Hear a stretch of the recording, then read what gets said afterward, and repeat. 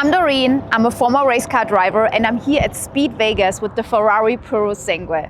I'm at the racetrack, right? Do I think this car belongs on the racetrack? I don't know yet. Let's figure it out how it really drives. I want to let you know how this car drives on the straight and the turns. I want to let you know what I think about it in general. And you know me, I'm not the one talking about every single button in the car. I want to give you a general overview of how I feel, how it drives, I'm gonna let you know how much it costs, especially all the add-ons, which are crazy expensive. And I'm gonna let you know what I love about the car, and there's one thing I absolutely hate about it. So let's start with a little bit of ironic and also tragic history here.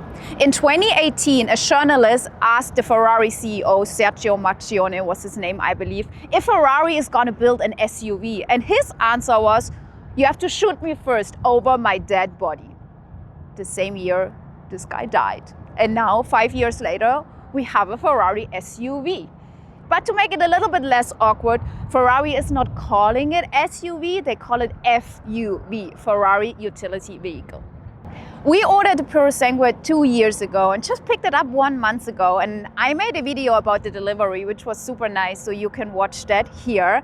And yeah, this car is not part of the Speed Vegas fleet. It's really a private car for me and my husband. We use it as a daily. And I'm gonna make another video probably how it is to feel as a daily. Today, I really wanna focus on the driving.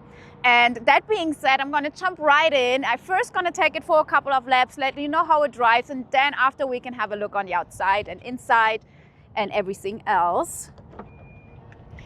So let's go. So let's start. And first things first, let's put it in sport. So let's see, okay. Let's go. Let's put it in manual as well.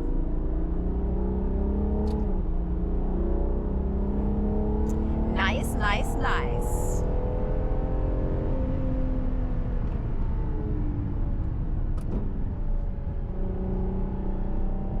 So let's start with, I would say, the most impressive or the coolest thing about the car, which is the engine.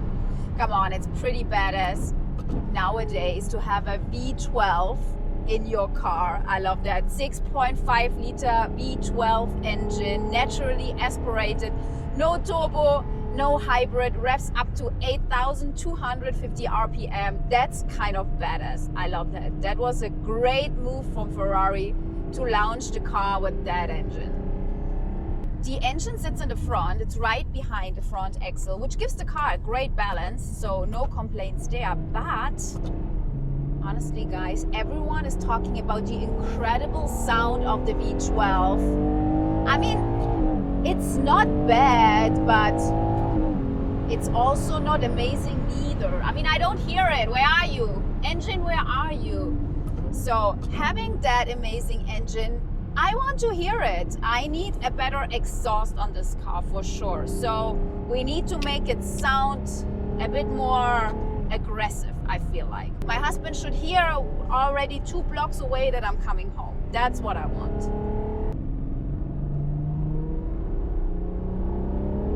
So let's push on the gas.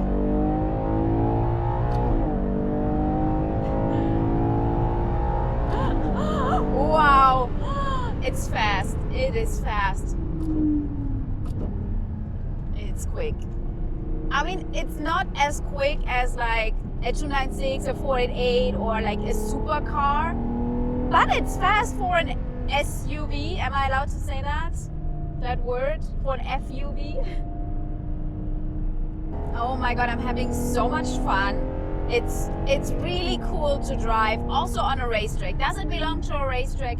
No. But is it fun to drive here? Yes, absolutely. So I'm coming back to the straight, pushing on the gas, and I have the shift lights in my steering wheel. It really feels, it doesn't feel like an SUV, it feels like a Ferrari. Shifting up now on the brakes, being hard on the brakes. It is heavy, it is heavier than a regular supercar. Obviously, I can feel that on the brakes. And I'm coming to the turn section now, and I feel like this is where the strength of this car is the steering The chassis, the suspension, it's really, really great in that car. It's so much fun to drive it around the turns here. First of all, the steering is super direct, not like in other SUVs where it's kind of super soft to give you like a luxury ease feeling. This one, it's like sports car, supercar steering. So it's super direct, super sharp, really fun to drive. On top of that, the suspension is incredible. The chassis and the suspension, it gives such a great balance. I don't know how they did that. I mean, they have a new suspension, fully electric, no traditional anti-roll bars anymore. It's a fully, I don't know, high-tech suspension. I don't fully understand that, I'm honest. I'm not even trying to explain it because I can't. I just pray to God that I will never have an issue with that because it's going to be so freaking expensive to fix that. With the low center of gravity, sometimes you almost forget you are in an SUV. I feel like the only thing what tells it right away is pretty much the weight. That's what I can feel the most. Otherwise, it truly feels like a Ferrari. Purosangue comes with a launch control. So let's try it out. Left foot on the brake. Then I press PS. That lowers the car. Now I see 3 blinking lights on in my shift lights in the middle. Okay, that's fun. Wow. That's pretty cool. Not sure how often you need that, but it's nice. I mean, is it the craziest acceleration I ever felt? No, but it's fun, it's cool, it's fast.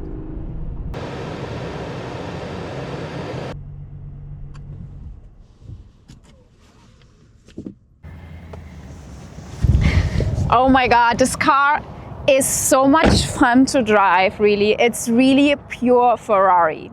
So now let's talk about the look. When we first ordered the car, when they first launched the car, I was kind of skeptical. I was not the biggest fan of it. It was not love at first sight for sure. But honestly now, seeing it every day, it really grew on me. I really like the shape of it. It has a lot of cool details, like nice air intakes. It has a really cool look to it. If you look at it, it's also not huge. It's pretty low for an SUV. I mean, it is an SUV, but it's not the biggest and the highest. It's kind of low. It looks already sporty, it looks modern, and it looks cool. Especially, I also love the key, what they did with the key. So the key is the same size as the Ferrari emblem in the front. It's exactly the same. And in the back, it has leather, it has the stitchings, it shows Ferrari Purosangue. I think all of these little details at the end make really the difference. I really like the flow of the car, and it even has like a little wing in the back. And under the wing, there's like mini tiny wings which are supposed to move the air through here, because the car doesn't come with a rear windshield wiper. When it rains, the air which comes through here is supposed to move down the water. I heard it doesn't work very well, but luckily it doesn't rain very often in Vegas. So let's have a quick look on the inside. First of all, what I really like is the rear doors are suicide doors, so they open this way. When I pull, they open like that. So that makes it much easier to get inside in the rear. And yeah, I think also it's such a cool feature. But let's start on the front. The interior is pretty nice. So the driver, I have my own little cockpit here, and same for the passenger. I think that's pretty nice. I love that. There's not a lot going on in the middle. Then yeah, typical Ferrari, all the new models look pretty similar, I would say. So you have the start engine button here, press it, starts the engine, the V12. Then you have some buttons on the steering wheel. This is new. Some old people complained that they were missing the buttons, so Ferrari listened to them and brought them back. So now we have some buttons. Yeah, then you have your Manettino here to change your drive modes from ice, wet, comfort, and plus. And then also when you press on it, you can change the suspension. When I drove on track, I had it in sport mode and hard suspension, which was great. Really, suspension is honestly no complaints there. It's perfect. Then in the middle, like usual for all the new Ferraris now, You have your reverse gear here. When you press on it, it makes a little light going down in the direction, same as automatic and manual. I think it looks it's a nice little touch to have the light, and you have the launch control here. Some climate controls here in the middle. You press on it and this little thing comes out, and then you can turn and switch and do it. But yeah, the seats are great as well. Let me turn up the engine again. They are very sporty, look very nice. They hold me pretty tight in the turns, so really I really had a good hold when I drove on the racetrack. And what I like is that the rear, they also have really nice seats, so they're a little bit higher than the front seats. So the passenger have a bit, or the rear passenger have some more space. You know, you have nice space in here, and the seats are so nice. That's pretty similar than the one in front. But yeah, then you have similar here. You can control all your climates in the rear with a similar control button than in the front. That's pretty nice. You can close your door with pressing on a button. Yeah, fancy, huh? That's fancy. Yeah, pretty nice, honestly. So nothing to complain on the inside. I think let's open the front and look at the engine. So I'm gonna pull here, big lever under the steering wheel. And let's open it up. This is a huge hood. It's much lighter to open than it looks like. And there it is. There is the V12 engine. 6.5 liter, which brings 715 horsepower. Honestly, we only see half of it. That's a little bit sad. So yeah, we don't see it fully, but honestly, for the balance of the car, it's great that the engine is a little bit more towards, like, behind the front axle. Close it. God, it's huge.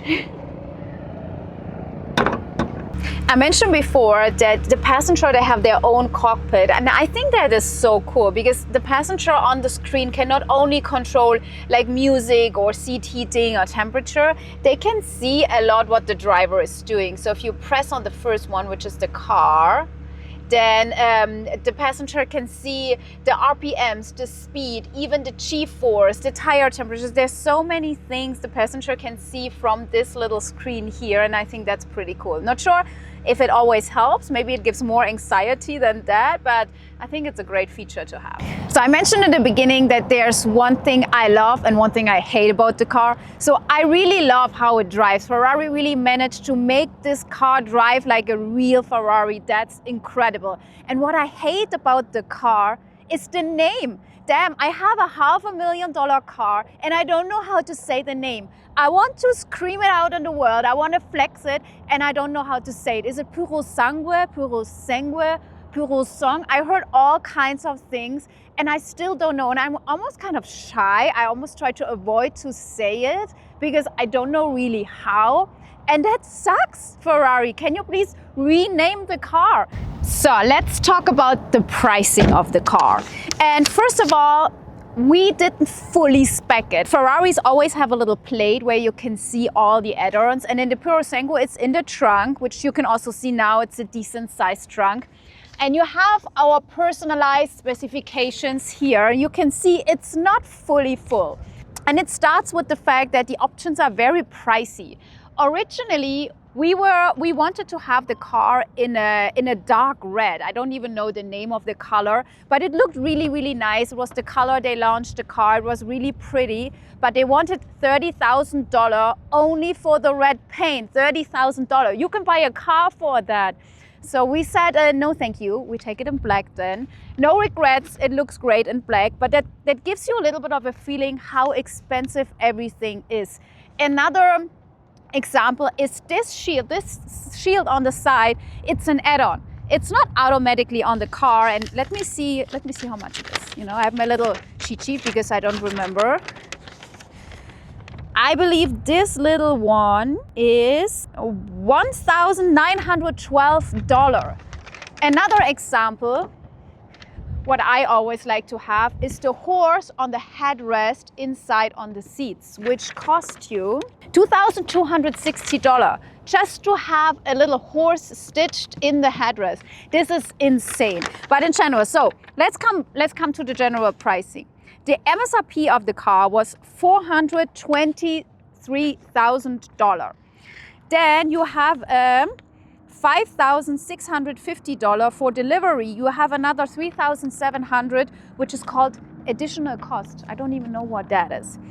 And with a couple of add-ons, oh, the tariffs. Thank you, Mr. President. $24,800 tariffs. At the end, we paid $530,000 for the Ferrari Purosangue. That's more than $500,000 for a car. This is insane. If you look at in euros, it's half price. So is this car worth over $500,000?